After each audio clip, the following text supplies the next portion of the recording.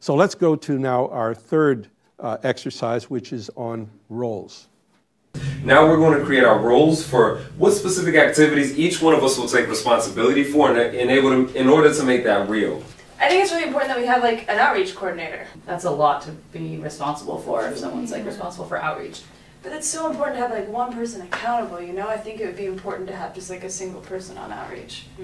Okay, so you all are lifting up a really important tension and distinction actually. So in the process we're using to create our roles, it is true that one person will be holding the responsibility for getting it done, but it doesn't mean they hold the responsibility for doing it alone. Okay. You know, so that's the first point. So if you're an event coordinator, others can help you with the events, but you're bottom lining the outcomes. So for outreach coordinator, another important point there is that we need to be able to get out there, organize our constituencies, and bring them back together. The outreach coordinator can just help focus those efforts. So everyone's like going out and doing it, and then this one's just responsible for coordinating that. Let's move into the next category. These are responsibilities. I think one thing to keep in mind for this column is that we should be putting down responsibilities that are outcomes, not necessarily tasks. So maybe we could start right up at the team coordinator, for example. What are some responsibilities that person might hold? Maybe that person helps to prepare for the leadership team meetings, and maybe give support or coaching to the team.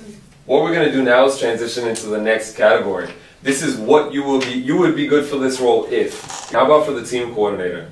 To keep us accountable, to coach the team, to help us with scheduling logistics. Communication skills. Communication skills. Yeah. I think this person would detail oriented maybe.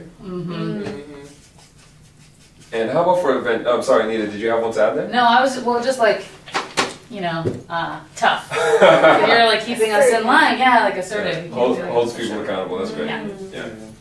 And now we're going to move into interested team members.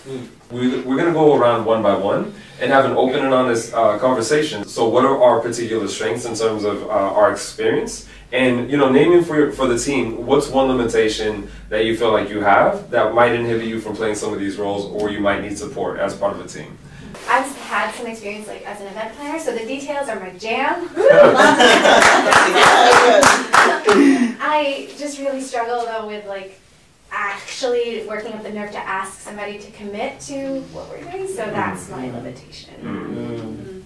You know, I'm part of this, you know, I should also name for myself, my background is as a community organizer and field director. I really enjoy coaching people and supporting people, so team coordinator or event coordinator could be one of those things. I think for me a limitation might be managing to keep everyone's schedule aligned and on time. So like really being able to wrangle people and follow up over time when I'm managing multiple projects. That would be a place that would be a limitation. I'd probably need some support. So this is a good first round. I think we have exactly 1, 2, 3, 4, 5, 6 roles and 6 people.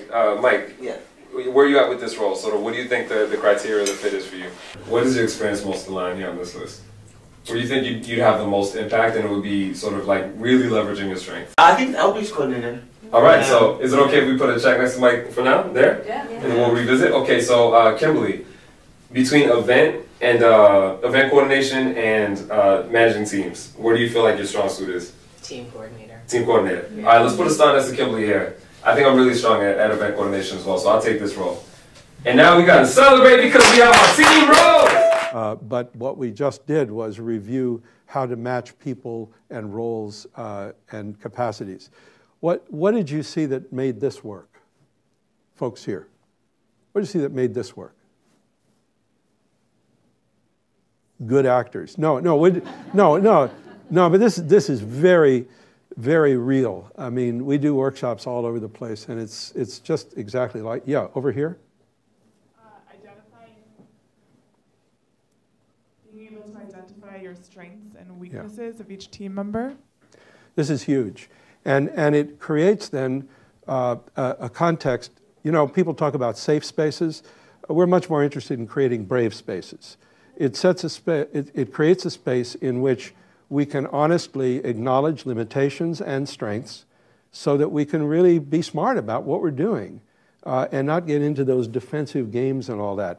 So this is a very, if a team's able to do this, it's a really important, it's a real deal. And it's really respectful. Thank you for lifting that up.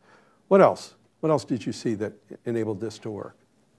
iterative because people didn't have to commit to one role right away, but they could say that they were good at maybe 2 or 3, and then it was iterative so that they felt like they could choose one after having had a chance to negotiate different with the. Yeah, no, and that process of working that out, you know, it's sort of like you keep working at it until you find the match. That's also good observation back there. Yeah. I really liked how it got to details all the time. So there are these abstract titles, but then it's like, but what do they do? Yes. And here are the people, but what are you good at? Yeah. So it's because I've tried to do this with staying with the abstract titles, and it goes nowhere. One theme that runs all through this is the importance of specificity and concreteness, and not like, oh, you're going to be the event coordinator. Well, you got it. Yeah, good point. Thank you.